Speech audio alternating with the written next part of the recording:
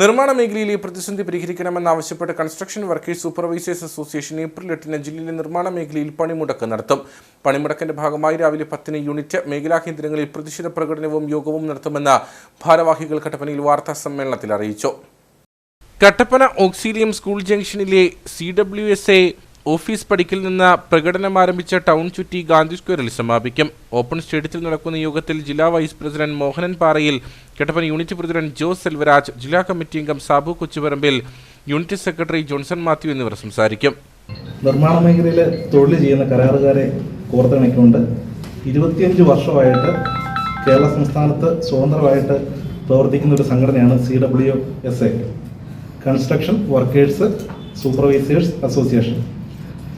കേരള സർക്കാരിൻ്റെയും ഇടുക്കിയിലെ അധികാരികളുടെ അവഗണന മൂലം നിർമ്മാണ മേഖല വളരെ പ്രതിസന്ധിയിലൂടെയാണ് കടന്നു പോകുന്നത്. ഇപ്പോഴത്തെ ഒരു സാഹചര്യം പറഞ്ഞാൽ മെറ്റൽ കിട്ടാനില്ല, മണൽ കിട്ടാനില്ല, സിമെൻറ്റിന് ഇന്ന് വില കൂടി. ഇടുക്കിയിലെ വളരെ പ്രതിസന്ധിയിലാണ് കടന്നു പോകുന്നത്.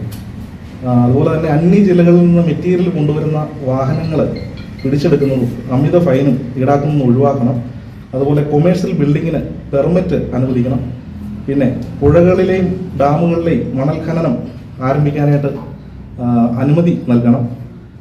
നിർത്തിവച്ചിരിക്കുന്ന ക്വാറികൾ തുറന്ന് പ്രവർത്തിക്കാനായിട്ട് അനുമതി നൽകുക. അല്ലെങ്കിൽ അല്ലാത്ത പക്ഷം സർക്കാർ അത് ഏറ്റെടുത്ത് അതിനുള്ള സംവിധാനം ചെയ്യുക. പിന്നെ നൂറുകണക്കിന് വരുന്ന നിർമ്മാണ തൊഴിലാളി കുടുംബങ്ങളാണ് ഇതുമൂലം പട്ടിണിയിലോട്ട് പോകുന്നത്. അപ്പോൾ അതിനെല്ലാം സർക്കാർ അതിനൊരു പരിഹാരം കാണണം.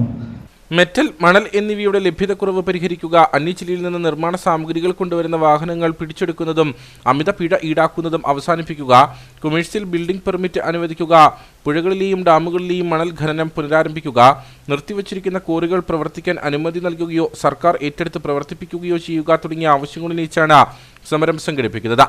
വാർത്താ സമ്മേളനത്തിൽ സുരേഷ് മീനൻചിറ, സതീഷ് PS, സാബു കൊച്ചുപറമ്പിൽ, ജോൺസൺ മാത്യു, മോഹനൻ പാറയിൽ, ജോസ് സെൽവരാജ്, റിജി പൗലോസ്, ബിജു പമ്പാവാസൻ തുടങ്ങിയവർ പങ്കെടുത്തു.